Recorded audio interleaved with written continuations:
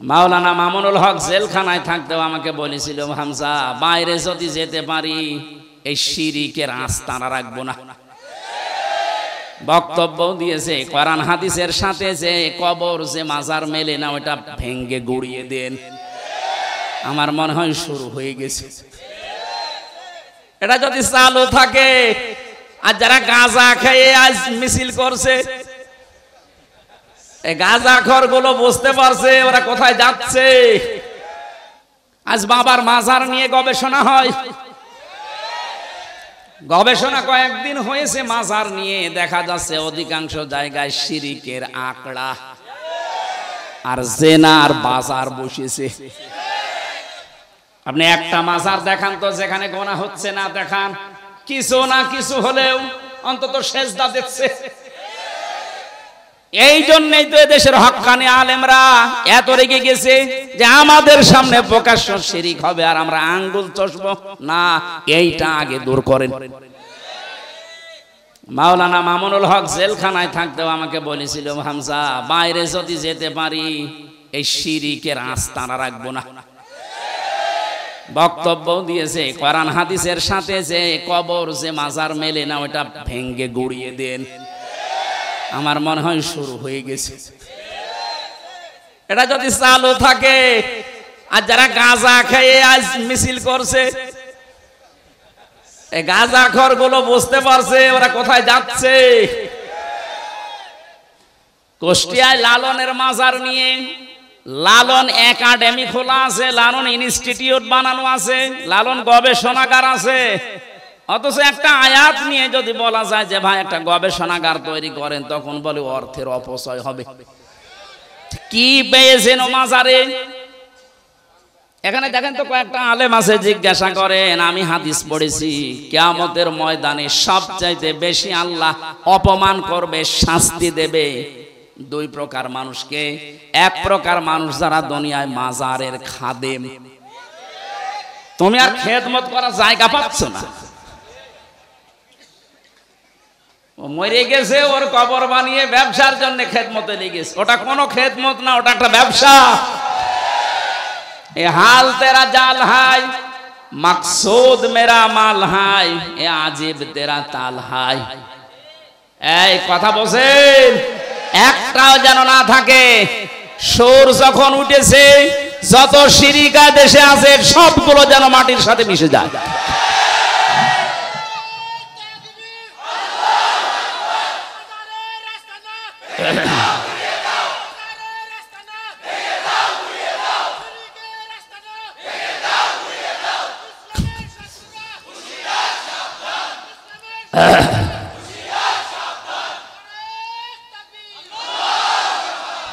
মাজার বলতে কবর, যেটা নবীদের কবর, সাহাবীদের কবর, আল্লাহর ওলিদের কবর আমরা সম্মান করি, সেটা ঘিরে রাখেন। কোনো ইহানত যেন না হয়, অপমান না হয়, অপদস্থ না হয়। তাই বলে সেখানে আপনি সেজদা দেবেন, পুরা হাদিসের বিরুদ্ধে। লা তাত্তাখিদুল কুবুর মাসাজিদা, কবরকে সেজদার জায়গা বানিও না। অধিকাংশ কবরগুলোতে আর সেজদা দিচ্ছেন, এই জন্য আলেমরা রেগে গেছে। এরা রেগেছিল 16 বছর আগে, কিন্তু কথা বলতে পারে নাই। তাই হ্যাঁ, কথা বলছেন। আমাদের রাগ সেই 16 বছর আগে থেকে, কিন্তু আমরা তো কথা বলতে পারছি না। আমি তো এই ময়দানে এসেছি মনে হয় আজ 16 বছর হয়নি। না না, আমি 12 সালের থেকে শুরু। 12 আর 24 কত হয়? 12 বছর। তো এখনো তো 4 বছর লাগবে। তা আমার এই মানে সেই এই ময়দানে আসার আগ থেকে আলেমরা চেষ্টা করেছিল, কিন্তু কি করবে, মুখে তালা লাগানো। এই যে কয়েকদিন আগে আমার মামলা খারিজ হয়ে গেছে সব। বিচারপতিকে জিজ্ঞাসা মনে করবো যে স্যার এই মামলা তো 3 বছর আপনার হাতে ছিল, তখন তো কিছু বললেন না, এখন বলছেন কোনো মাল নেই, কি দেখে বিচার করব? উনি এই কথা বলতো যে হুজুর আমার হাত বাঁধা। কি বাঁধা? হাত যেহেতু এখন খোলা হয়ে গেছে, এদেশের 1628টা চেয়ার আছে, একটা হাত শুধু খোলা ছিল, বাকি 1627টা হাত বাঁধা ছিল। এখন ওই হাত খোলা মানুষ যেহেতু পালিয়ে গেছে, আর ওনার ছেলে যা কথা বলেছে পরশুদিন যে দেশের মানুষ আমার মাকে কুকুরের মতো তাড়িয়ে দিল, একটা কথা হইল। একটা ভালো জিনিসের সাথে ধরে তুলনা করতো যে বাঘের মতো তাড়িয়ে দিল, দিয়েছে কিসের নাম দেখেছে? আসলে যেভাবে পালিয়েছে নামটা বেশ অ্যাপ্রোপ্রিয়েট হয়েছে। নাটোরবাসী মাজারের বিপক্ষে আমরা না, কিন্তু মাজার নিয়ে কেউ ব্যবসা করতে পারবেন না এই দেশে, কারণ এই দেশের মানুষ এখন জেগে উঠেছে। আপনি তাদের কবরকে এমনিতে ঘিরে রাখবেন, সম্মান দেবেন, জিয়ারত করবেন, দোয়া করবেন, কারণ ওই মানুষটা সবচেয়ে বড় বিপদে আছে। নবীজি বলেন একটা মানুষ যখন কবরে চলে যায়, সমুদ্রের ভেতরে জাহাজ ডুবে গেলে যেমন মানুষ বিপদে থাকে ওই রকম বিপদে আছে। তো সে নিজেই বিপদে আছে, আপনি কেন তার কাছে যাচ্ছেন? আর তার জন্য দোয়া করেন আল্লাহ যেন তাকে শান্তি দেয়। গবেষণা করার জন্য আল্লাহর কোরআন, এর বিপরীতে কিছু নেই। যত চিন্তা ভাবনা করবেন কোন শব্দ নিয়ে, দেখবেন না জানা তথ্য আপনাকে আল্লাহ দিচ্ছেন। এখানে যে লাখাজনা মিনহু বিল ইয়ামিন আল্লাহ দিলেন, তাহলে এতদিন পর্যন্ত আমাদের সিলেবাসে আমরা যা দেখেছি একটু খেয়াল। আল্লাহুম্মা সাল্লি আলা সাইয়্যিদিনা মাওলানা মুহাম্মদ।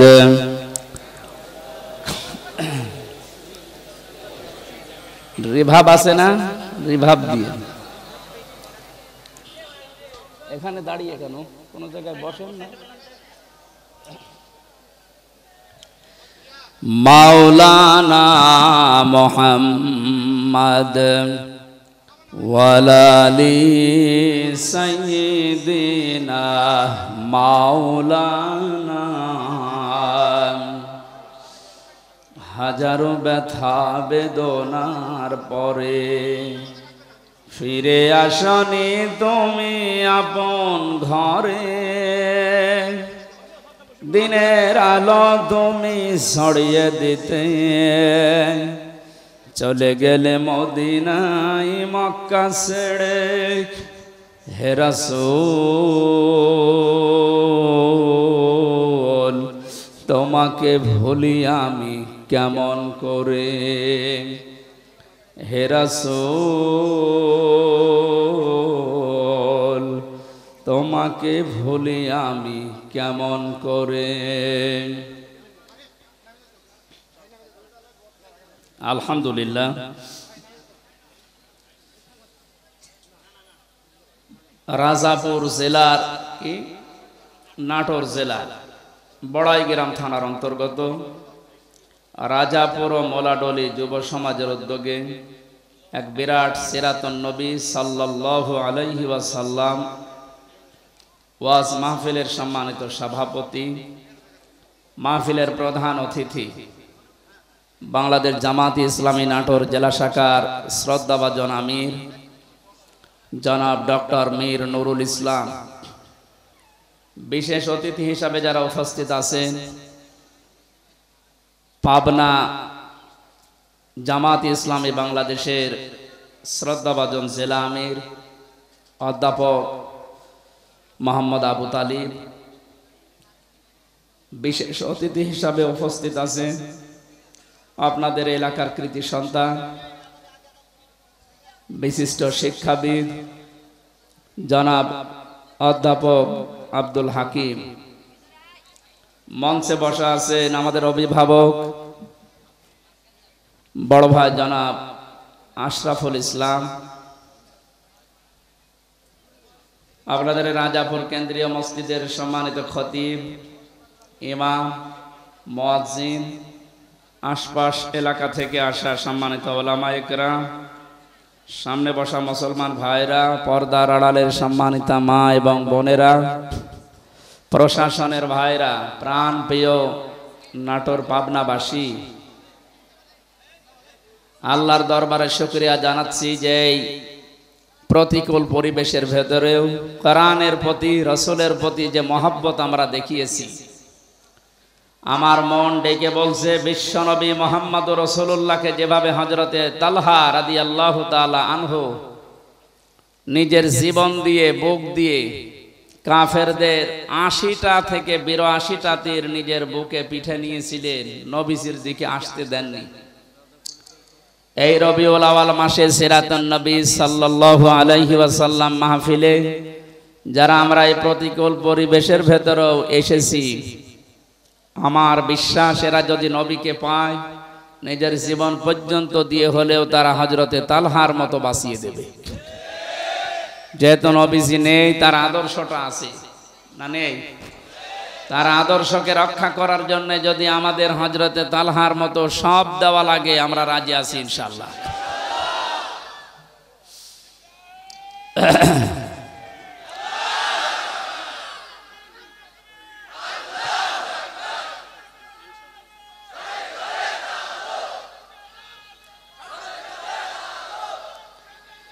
আলহামদুলিল্লাহ ভাই,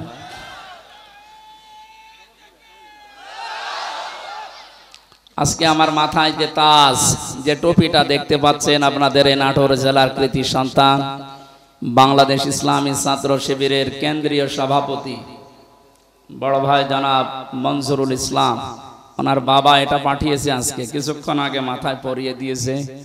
আল্লাহ যেন দুনিয়া আখিরাতে তাকেও সম্মানিত করে। আমরা কোরআনের আলোচনা শোনার জন্য, রাসূলের জীবনী শোনার জন্য এসেছি। আমরা খুশি হয়ে আগে বলছি আলহামদুলিল্লাহ। বিশ্বনবী যখন শেষ ভাষণ দিয়েছিলেন, তার এই শেষ ভাষণ ছিল মাত্র ২৭ মিনিট। কয় মিনিট বলেন তো? আমরা কথা বলবো না। আমরা দেখতে পাচ্ছি আপনারা এই বৃষ্টির ভেতরে দাঁড়িয়ে আছেন, বসে আছেন, কষ্ট হচ্ছে। যে ইবাদতে কষ্ট বেশি হয়, ইবাদতে সওয়াব বেশি হয়, এটা আমরা জানি। এই মনে করেই কষ্ট করছি নাকি? বলিন্না সলাতি অনুসুকি অমাহইয়া অমামাতি লিল্লাহি রাব্বিল আলামিন। হে নবী, আপনি বলেন না যে আমার নামাজ পড়া, আমার কুরবানি করা, আমি বেঁচে আছি, আমি মরে যাব, সব আল্লাহর জন্য আমি দিয়ে দিয়েছি। এই শব্দগুলো বলতে যত সহজ মনে হচ্ছে, এটা প্র্যাকটিক্যাল লাইফে সেট করা কি অত সহজ? অনেক মানুষ তো নামাজ পড়ে লোক দেখানোর জন্য, অনেকে নামাজ পড়ে ভয়ে। কি কথা বলেন? আজকে আমি এসিল্যান্ড সাহেবের গাড়িতে আসছিলাম, বলছো হুজুর আমার ড্রাইভার এখন 5 ওয়াক্ত নামাজ পড়া আরম্ভ করিস। এটা যদি আল্লাহর জন্য নাও করে, ওনার জন্যও যদি করে, তা আস্তে আস্তে যেন ইন্না সলাতি, আমার নামাজ আল্লাহর জন্য, এই পর্যায়ে আল্লাহ কবুল করে, করবেন। তাই একটা লোক চুরিও করতো, নামাজও করতো।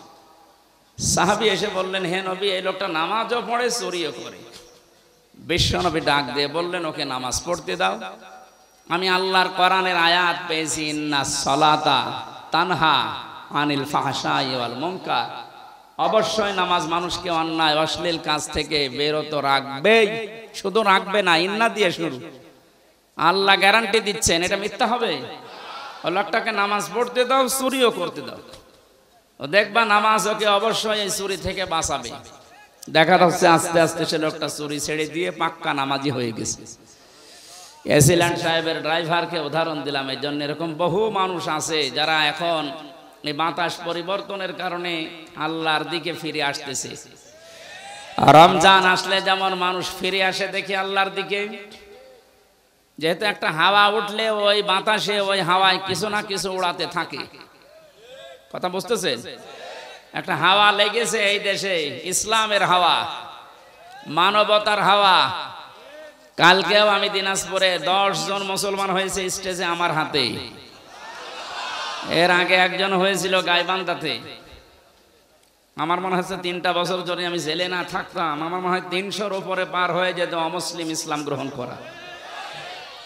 যেহেতু ভাঁচুয়াডাঙ্গা একটা হয়েছে কয়েকদিন আগে, স্বামী স্ত্রী 2 জন। যেভাবে আরম্ভ হয়েছে আল্লাহর দিনের দিকে আসা, এ বাতাস যদি অব্যাহত থাকে, মানুষ ইসলামের দিকে আসবে। এ পৃথিবীর শ্রেষ্ঠ ধর্ম, আল্লাহর পক্ষ থেকে যেটা পাঠানো ইসলাম, আল্লাহ যেন এই শান্তির ধর্মে অন্যান্য ধর্মের মানুষদেরকে আসার তৌফিক দেন। তাহলে আমাদের নামাজ, আমার রোজা, আমার যাকাত, আমার কোরবানি, আমি বেঁচে আছি, আমি মরে যাব, সব কার জন্য বলেন তো? আল্লাহর জন্য ইনশাআল্লাহ। 27টা মিনিটে নবীজি বক্তব্য দিয়ে শেষ কথা বলেছিলেন, তারাকতু ফীকুম আমরাইন, আমি তোমাদের জন্য দুইটা জিনিস রেখে গেলাম, লাং তাদিল্লু, তাদিল্লু এটা মজারে, বর্তমান ভবিষ্যৎ, প্রেজেন্ট ফিউচার। মজারের আগে লান আসলে অর্থ হয় কখনোই হবে না। বিশ্ব নবী গ্যারান্টি দিচ্ছেন, কারণ নবীজি কোনো কথা বলতেন না যতক্ষণ আল্লাহ তাকে বলতে না বলতেন। ওমা ইয়ানতিকু আনিল হাওয়া ইন হুয়া ইল্লা ওয়াহয়ুন ইউহা। আমার নবী অতক্ষণ পর্যন্ত কোনো কথাই বলে না তোমাদের সামনে যতক্ষণ জিবরাইল তাকে বলতে না বলে। জিবরাইল অতক্ষণ একটা কথাও পৌঁছায় না যতক্ষণ আমি আল্লাহ তাকে না বলি। সুতরাং নবীজি যে বললেন লাং তাদিল্লু, তোমরা পথভ্রষ্ট হবে না, পথ হারাবে না, না খেয়ে থাকবে না, মায়ের খাবে না, লাঞ্ছনা গঞ্জনা অপমান অপদস্থর শিকার হবে না। লাং তাদিল্লু মা তামাসসাকতুম বিহিমা কিতাবাল্লাহ ওয়া সুন্নাতু রাসূলিহি। যদি আল্লাহর পাঠানো কিতাব যেটা রেখে গেলাম আর আমার আদর্শ যেটা রাখলাম, শব্দের দিকে খেয়াল করেছেন। কিতাব আল্লাহি বলার পরে আল্লাহর নবী বলেছেন সুন্নাতু রাসূলিহি, আমার রাসূলের যে সুন্নাহ আদর্শ রাখলাম। নবীজিকে বলতে পারতেন না বিলাদুন, যে আমার জন্ম বৃত্তান্ত তোমাদের জন্য রেখে গেলাম, শুধু ওইটা নিয়ে মাতামাতি করবা। মিলাদ নিয়ে আজ যত পাগল আমরা এই তিনটা দেশে দেখতে পাচ্ছি, ভারত, বাংলাদেশ আর পাকিস্তানে। বিশ্বের বহু দেশে ঘুরে আমি এত পাগলামি পাইনি। আপনার তো পাগল হওয়া দরকার, আশিক হওয়া দরকার রাসূলের আদর্শের। কথা বলেন না কেন? আপনি পাগল হয়েছেন তার মিলাদ নিয়ে। আমি মিলাদ বিরোধী না, কিন্তু মিলাদ যে উদ্দেশ্যে এসেছে, বিশ্বনবীর ইন্তেকালের 600 বছর পরে এটার আবিষ্কার, আর নবীজির জন্মের পর থেকে শুরু করে এখনো পর্যন্ত যেটা আছে, কিয়ামত পর্যন্ত যেটা থাকবে, তার আদর্শ কি থাকবে? তার রেখে যাওয়া সুন্নাহ আদর্শ। এইটাকে যদি আমরা আঁকড়িয়ে ধরতে পারি, কোনোদিন আমাদেরকে পথ ভ্রান্ত কেউ করতে পারবে না ইনশাআল্লাহ।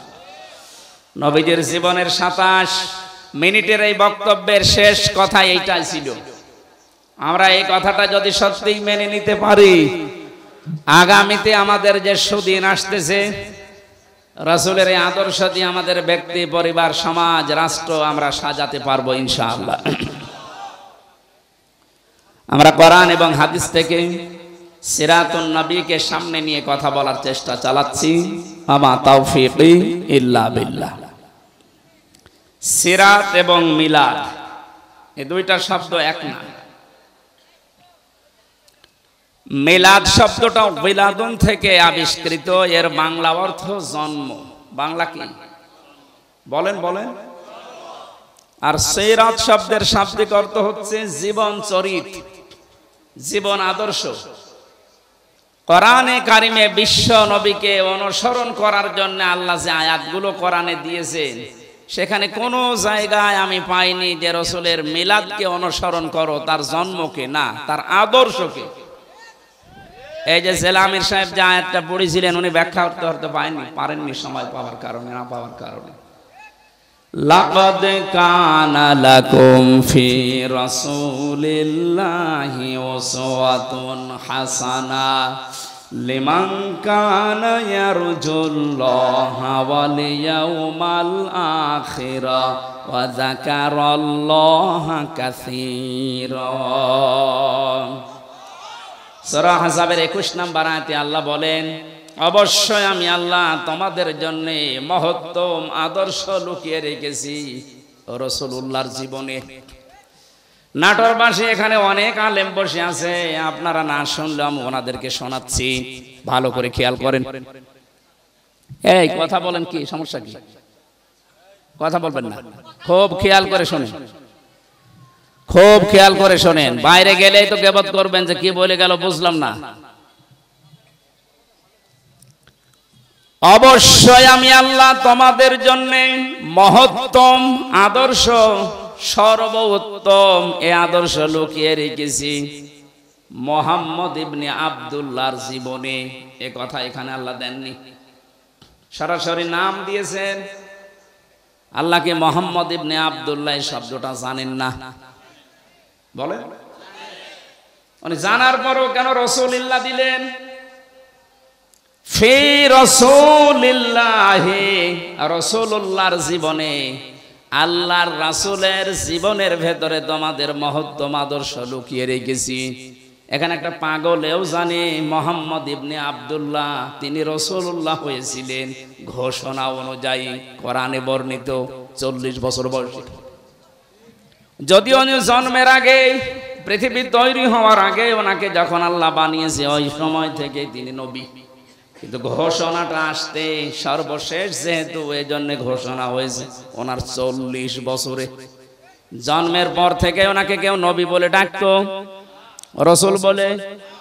1 থেকে 40 বছর পর্যন্ত ওনাকে মানুষ ডেকেছে না ডাকে নাই? কি ডাকতো? আল আমিন, আস সাদিক। এই কথাগুলো ওনাকে পুরো আরব জাহানের মানুষ জানতো, জন্য আল আমিন, আস সাদিক, বিশ্বাসী, আমানতদার। কিন্তু রাসূলুল্লাহ বা নবী এ কথা কেউ 40 বছরের আগে বলে নাই। তাহলে এর আগে উনি কি ভালো কাজ দুনিয়ায় করেন নাই? 17 বছর বয়সে তিনি হিলফুল ফজল, শান্তির সংঘ গঠন করে বহু উপকার করেছেন মানুষের। পরিবারে, সমাজে, রাষ্ট্রের বহু ভালো ভালো কাজে আঞ্জাম দিয়েছিলেন। এই কাজগুলো তিনি করেছিলেন মুহাম্মদ ইবনে আব্দুল্লাহ হিসাবে। কিন্তু যখন রাসূলুল্লাহ হয়ে গেলেন 40 বছর বয়সে, এ মানুষটার কাজও পাল্টিয়ে গেল। মানুষ কিন্তু একই আছে, 17 থেকে 40, এই যে 23 বছর, আর 40 থেকে 63, এইটাও 23 বছর। কথা বলেন না কেন? আগেও 23, পরেও 23। যখন তিনি কাজ করা আরম্ভ করেছিলেন ওই সময় তার বয়স 17। 40 বছর একাধারে বিভিন্ন সংগঠন তৈরি করে চেষ্টা চালিয়েছেন, কিন্তু কাঙ্ক্ষিত মানের শান্তি আনতে পারেন নাই। যদিও সংঘর নাম দিয়েছিলেন হিলফুল ফজল, শান্তির সংঘ। শান্তি কায়েম করতে পারেন নাই। তার একটাই শর্ত হচ্ছে তিনি এই 23 বছরে কোরআনে কারিম পান নাই। কোরআন না পেলে এত বড় মহামানব শান্তি 100 ভাগ কায়েম করতে পারেননি। যখনই তিনি 40 বছরে কোরআন পেয়েছেন, বাকি 23 বছর 63, 40 থেকে 63, এই 23 বছরে এমন শান্তি স্থাপন করেছিলেন, ঘোষণায় দিয়ে গিয়েছেন খায়রুল কুরুনি করনি, আমার যুগ শ্রেষ্ঠ যুগ। যেটা থাকলে শান্তি স্থাপন করা যায়, কায়েম করা যায়, তার নাম কোরআন। কথা বুঝতেছেন? কি মনে হচ্ছে আপনার? কোরআন বাদ দিয়ে এত বড় মহামানব, এত বড় চরিত্রের অধিকারী মানুষ, যাকে আপনি কোল কিনারা পাবেন না অনুসরণ করে, আযীম শব্দ আল্লাহ দিয়েছেন তার নামে। ওয়া ইন্নাকা লাআলা খুলুকিন আযীম। হে নবী, আপনি মহান চরিত্রের উপরে প্রতিষ্ঠিত। আমার এই নামটা আমি কোন নবীকে দেইনি, আযীম, এটা আপনাকে আমি আল্লাহ দিলাম। আমার কোরআনের জন্য আমি এই নামটা দিয়েছি আযীম। ইব্রাহিম নবীর সন্তান হযরতে ইসমাইলকে আমি ডাক দিয়েছিলাম গোলামিন হালিম, আমার সহনশীল ধৈর্যশীল বান্দা, কিন্তু আমি আযীম দেইনি। সে এত বড় ধৈর্যের পরীক্ষা দেওয়ার পরও আমি তাকে আযীম বলি নাই, বলেছি হালিম। কি বলেছি? তার আরেক সন্তান ছিল ইসহাক, তাকেও আমি আল্লাহ আযীম বলি নাই, তাকে বলেছিলাম গোলামিন আলিম, আমার জ্ঞানী বান্দা।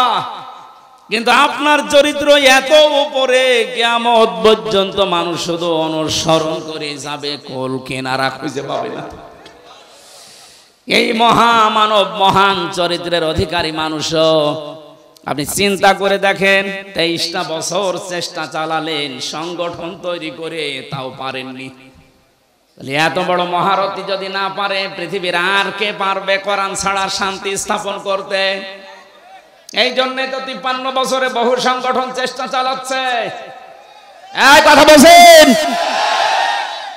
বহু দল চেষ্টা করেছে 53 বছরে, কোরআনে কারিম নেই, কোরআনের কর্মসূচি আমরা বাস্তবে দেখতে পাইনি, এজন্য শান্তির পরিবর্তে অশান্তি বেড়ে গেছে।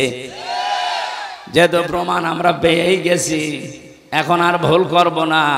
নবীজির বাকি 23 বছরে যে কোরআন হাতে নিয়ে তিনি চেষ্টা করে খায়রুল কুরুনি করনি উপহার দিলেন, ওটা যদি এদেশে আমরা দেখতে চাই, আমাদেরও কোরআনের কাছে আসা লাগবে। কথার অর্থ যদি বুঝে থাকেন, মাহফিল সাকসেস। বলে কোরআন ছাড়া শান্তির জায়গা আর নেই। সে যে সূরাতে আসুক না কেন, ও তো ধোঁকা। যদি আবার বাবা কবর থেকে আসে, স্বামী আসে, চাচা আবার যদি আসে, সব ধোঁকা, কারণ কোরআন নেই।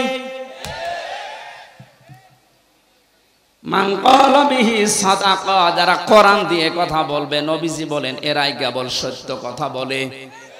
আজ বিভিন্ন মঞ্চে আমরা অনেকের ভাষণ শুনি, কোরআন নেই, আর কোরআন যদি বলে ও উল্টা পাল্টা ব্যাখ্যা করে। আমরা কিছু মানুষের কোরআনের আয়াত শুনেছি বলতে, বলে লাকুম দীনুকুম ওয়ালিয়া দীন, রাহুল বুখারী। আয়াত পড়েছে কি? কোরআনের। কিসে? আর নাম বলছে কিসে?